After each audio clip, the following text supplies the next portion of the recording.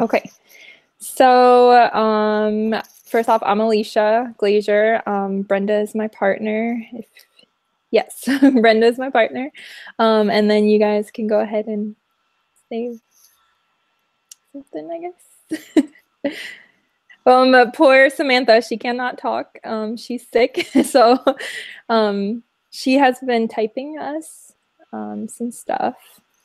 And then we got Andrea, who is walking home currently. Yes, I'm walking home. I'm Andrea Muse, and my partner is Samantha. So, So, yeah, I guess we'll get started. What did you guys think of the reading? How is it? I thought I retained a lot of information from it, being 4 years in this major. I feel like I'm like, oh yeah, I know what we're talking about. And then I started reading and I was like, oh my gosh, I could use that. Like, this is awesome. So I really liked the reading so far. I feel like it's been super beneficial, especially the online blog that we're all doing. Oh yeah, for sure. There were so many things like I highlighted or like sticky note in my thing because I was like, oh, we should use this. Like, Yeah. especially how to create. What am I thinking here? Sorry.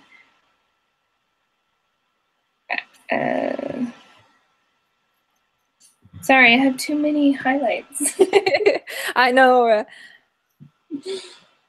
You know how we create, how it talks about like the steps in creating and having people follow up.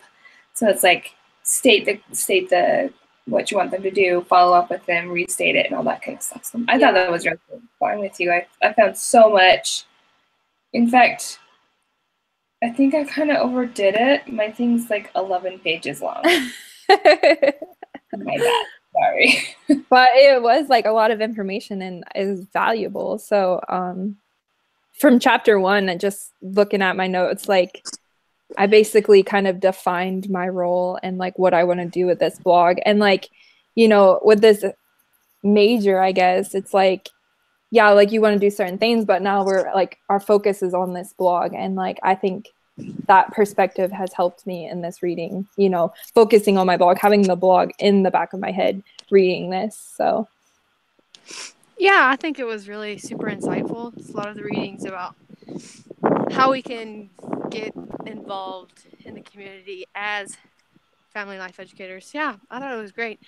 I liked that it talked about like our role specifically and how we can fill that role. I thought that was interesting. Mm-hmm. Yeah, I liked how it talked about the different roles as well. And in fact, I wrote all those down. And it was interesting to find out like why they did it, what they did, when they did it, for whom they did it, and how they did it. Because that was really interesting to me. Because as I'm going through, like as you guys with this degree, I'm narrowing down exactly what I want to do. And I have an idea of what my end goal is, but I still don't have like a definition of exactly what that entails. So it's really interesting to read all those specific things about it. I don't know if y'all can see this or the instructor, but it says, I like how Samantha said, I like how it just disappeared.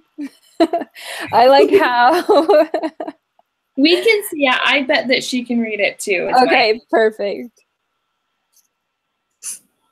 So, yeah, going back to the roles, like how it defines like what your strengths are, what your abilities and your expertise is in, like it really did like narrow it down. Cause I mean, this is kind of like a broad, like family life education broad, and getting to the specifics, I think has really helped me.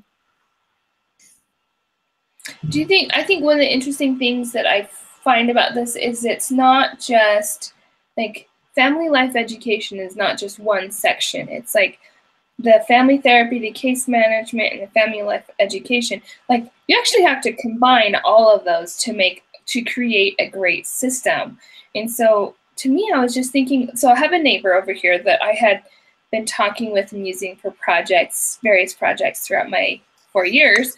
And it's interesting to me that she came from a really difficult life. Like there was abuse, in pretty much every kind of abuse that you can think of. She like there was divorce. She has been married and divorced herself. Her parents were divorced. She has 2 kids from 2 different guys, and she has her 3rd husband now. And just like, I mean, it's kind of like crazy. And so she just joined the church a year ago. And talking to her, it's like surprising how strong these people are that are trying to change from that kind of a background, because there's so much that she comes to me and she's like, I don't know how to do this. And there's so much that she has to do that to me it would be overwhelming. And I'm just surprised, not surprised, impressed with people who are willing to change their life and the different things that they need and how much of it applies to this. You know, it's kind of like baby steps, one step at a time, but it's kind of a lifelong thing. Mm-hmm. For sure. I'm like, yeah, amazed. It is amazing. Go ahead, you can talk. Go ahead, Alicia. Oh no, you're fine. Go ahead. I think it is really amazing how these people experience so many things. It's almost like we don't ever know what someone has gone through, has experienced. You're like, what? I know this for years, and they've been through this, and this. And I feel like a lot of the time, these people, as family life educators, they just need support, guidance, just support, information, and guidance. As long as they have those things, they can do so much better, I think. For sure. And I feel like, you know, us, like we can give them that information, you know, we can help them along and almost kind of like guide them in a way.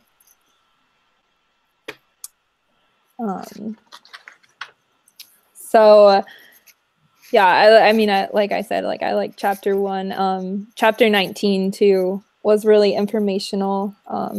Is there anything you guys grabbed out of that you want to share? I like the structure that it has in there, of like it addressed 5 issues in the book. The practice of family life education, and those 5 things were professionalism, program rigor, program effectiveness, marketing, and reaching the neediest audiences. I think that's actually, yeah, that's 5. And so I liked how they talked about each section, because in creating, like you said, Alicia, with our blog, a lot of this applies, I mean, all of it actually really just applies to it. And it's easy to see how I could easily overlook something. And so to have it kind of mapped out, like, hey, don't forget this, you know, in it is awesome. Yeah, for sure. That's basically what I got out of that chapter 2. And then basically the needs of our audience is our focus with this blog. And, you know, I kept seeing where there are needs, there are opportunities, and that is so true, you know, and that's really what I have retained from that.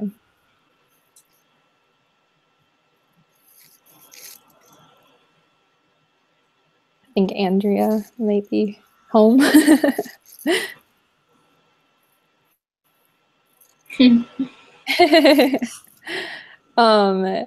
Chapter 2 was our next one, and that was really like putting everything into perspective and what kind of groups you wanted to work with, you know.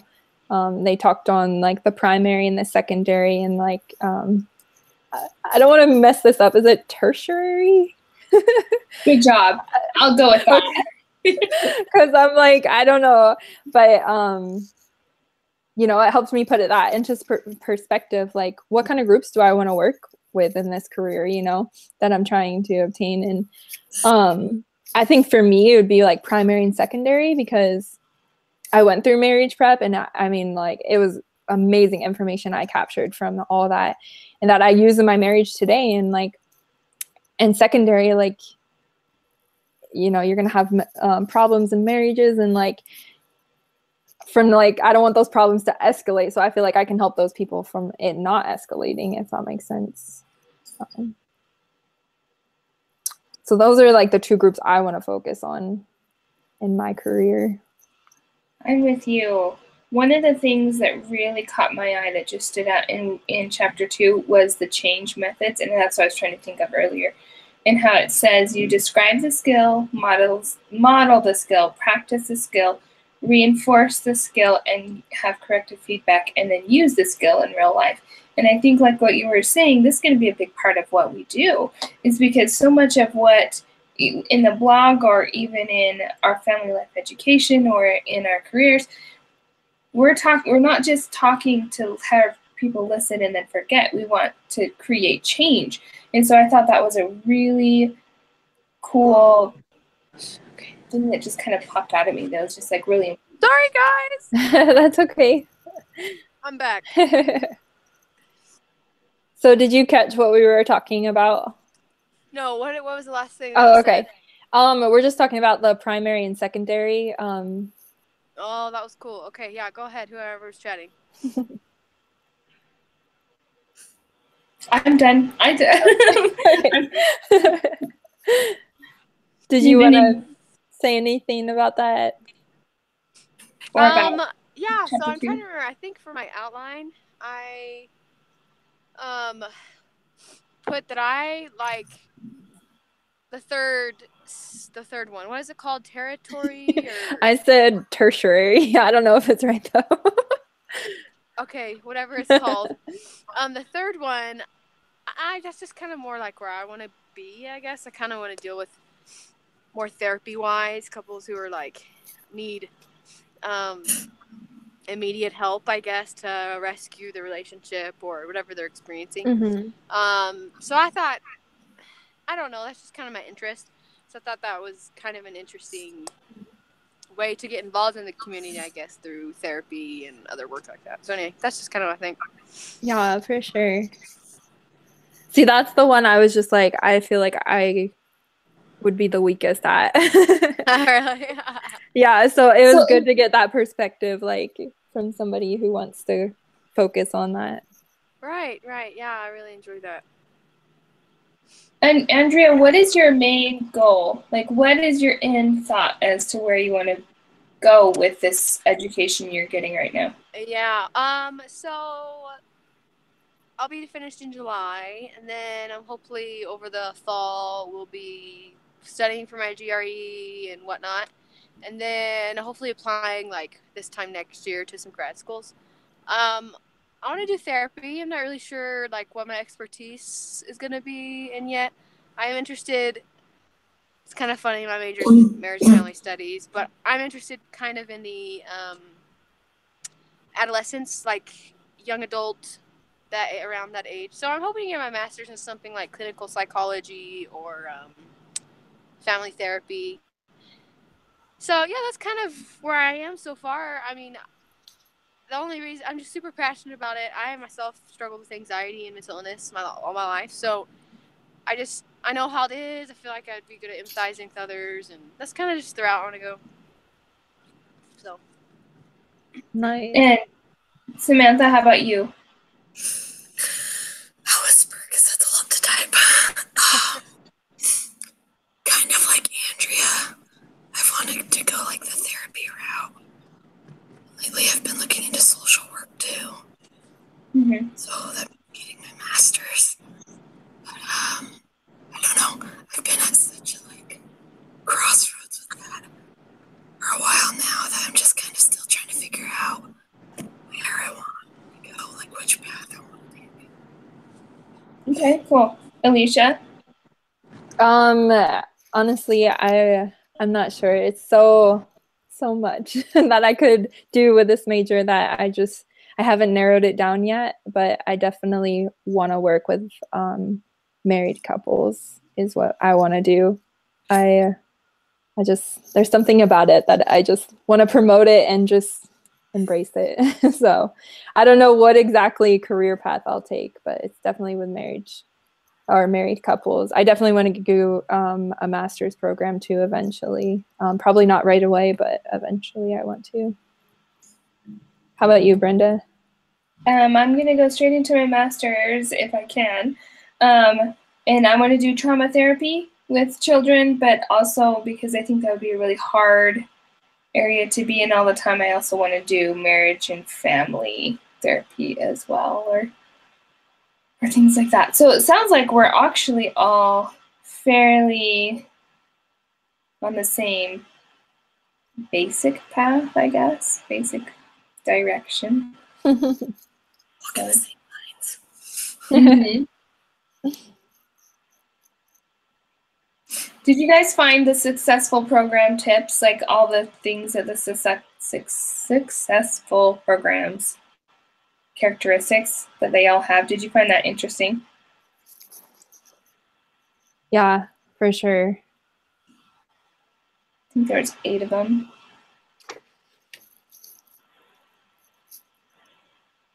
So I'm trying to on the remember last, where was that? What chapter? that's chapter 2, Okay. and it's towards the end. And the last one says, successful community programs have leaders with vision. Yeah, I like that. I really like that. I also find that terrifying. But you know what? This is how I think of it. I think of it as, like, what's the rush? You know, like, there's no necessarily rush that we have to be somewhere at a certain point at a certain time. So I think that, honey, I don't know. I think that it's, like, we just have to take our time and developing what is it that we really love, what do we want our expertise to be in, and how are we going to create a vision. I think sometimes we put this cap on ourselves, like we have to be there at this time, but we really have all the time in the world. That's an interesting perspective. How old are you? I'm 21. I love that idea. See, I don't have the same feeling. I think I used to, but I'm now 35, and by the time I get done with my master's, I'll be 40, which will be the first start of my starting career. And I don't feel like I have all the time in the world. I feel like I have to get everything done now because I feel like I'm behind as far as education goes. And I'm not sorry. I'm not sorry that I had my kids first in any way, shape, or form, but it does make me feel like I need to make my decisions and I don't have the leeway to change them. Do you know what I mean? Because I'm like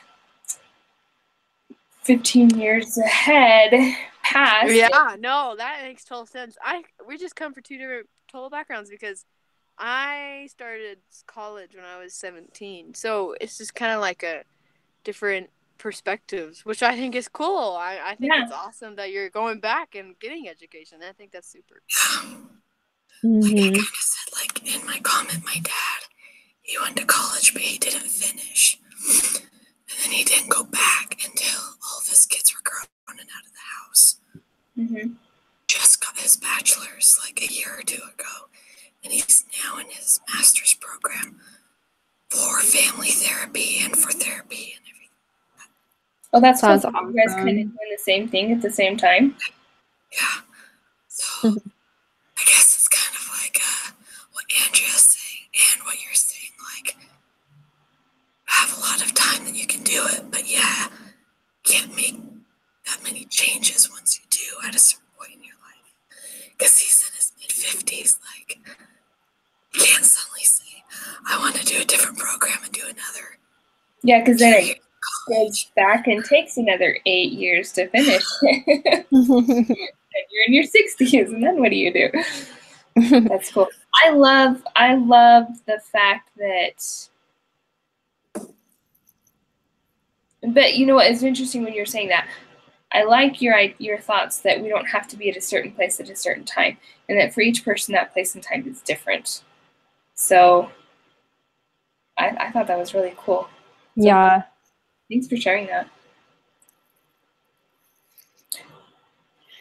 I guess the last chapter we just read was the marketing insights, and I guess that's what we're working on now. How's that going for you guys? Because I know how it's going. It's going okay, I guess. I'm confused actually. I emailed our teacher today and asked, does it need to be submitted like we're each doing the same work or can they be separate? Because I've been having like weird things with that. So I emailed her today. I haven't heard back. So it has to be the What did you say, same. Samantha? Oh, it does. Yeah, you guys need to work on the same paper, the same thing and everything. And Alicia and I have found that Google Docs work really well when it comes to that, because we can make comments, and if we happen to be lucky enough to be on at the same time, which is rare, we can make comments and changes quickly and together, and create a great document just with our together. But did you turn in your program structure and your target audience as separate? We turned in our target audience as separate, not knowing that it needed to be the same. Which, I mean, in a sense, I was kind of like, wow, we're doing the same blog, so it should be the same. But there was no directions that it needed to be. Like, I didn't see any in the direction portion. But in our meeting with Sister Bill, she's talked about how we need to look at the announcements, because I guess she talks more about what our assignments are for that week. So, because I personally, I don't feel like the directions are very clear, or like specifically say exactly what it needs to look like or what it needs to be. I feel like they're kind of just general, really not a lot. Like a whole page of directions is very short. So anyway, that's just my thoughts. Did you guys also see the example?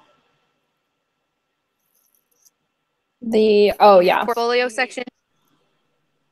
Yeah, for the Unblocked blog, in the introduction and all the resources and stuff, there's a whole sample of the entire program written out of everything. That was really helpful to me when we were writing our target audience, because it kind of gave me an idea of oh, okay, this is actually kind of what they're looking for. And it wasn't exact, because like on our learning goals, that to me was a bit confusing. But right. Well, I'll need to look at that. I don't think I've seen that yet, so maybe that would help clear up a lot of things, right? So yeah, it's in the resources, and when it talks about the information on how to write the blog, it is so helpful, like in writing it. I agree with that for sure. It kind of just gives you that foundation of like what's expected, and then you can just build on that, and it's like you completely change it, but at least it has like a base. Like, okay, this is supposed to be talking about this at this point right now. Basically, you're like bold in points. Yes, and it tells you about how long it's supposed to be, and I found it interesting. So, do you guys have like marketing experience at all, or like promoting something, I guess? A little bit. I used to sell Mary Kay, so that was a lot. Oh yeah. That's a lot of marketing. That's too much marketing for me. My husband built and patented a piece of gymnastics equipment, so we had to market that. Oh, that's awesome. That was cool. We sold it to a big company, so we didn't do a ton of marketing with it, but yeah. That's really cool though. I'm a banker, so I promote products all the time. Almost like obnoxiously. What's that? Then I'm glad you're in my group. Oh. Cool. But yeah, I mean, just to recap, like I think we all have gotten a lot out of this, out of these readings, and I'm excited to continue to read more. And I think as we read more, like we're going to grow with this and become more comfortable with our blog writing. At least that's how I feel. And does anyone else have anything else to say? No, I think that was great. It was a good discussion. Yeah. I don't really have anything else to add. There's just so much. It's kind of hard to go over everything, really. Right. I do have one question. Can I ask one last question before we Yeah, go? totally. How are you guys planning on marketing your blog? Social media outlets, I'm thinking. Facebook. Honestly, I've blogged before, and with like, I haven't had a ton of response through social media, like ton. I think like thousands and thousands and thousands of viewers, because what happens if you do it on a social media outlet is that, especially if you know, like you submit your blog and you say, hey, I wrote this blog or blah blah blah. Well, someone will look at that, and then if someone shares it or comments or anything, then their friends will see it. So it just links to thousands and thousands and thousands of people eventually, because it's one friend to the next friend to the next friend to the next friend. So I don't know. I just think that's super successful when you do through social media. I've tried it and I've done it before. That's the only reason I say that. Cool. Yeah, for sure. And like with us, Brenda, like I have some friends who have like a lot of followers. Like we're talking like thousands of followers. So getting them on my side and like helping them promote our blog, I think will help us a lot getting it like into different outlets that we want. So Absolutely, I was thinking the same thing. It's crazy how fast something can get out there through social media. mm-hmm. Cool. I just wanted to know, like, kind of what your thoughts were on, and gonna see if you guys had any super good ideas we hadn't thought of, and I was gonna steal them. So just so you know. Week 5. Yep. But we have to submit it before then to get approved, or I guess during then to get approved. Yep. Cool, guys. All right. Well, I'm going to stop this.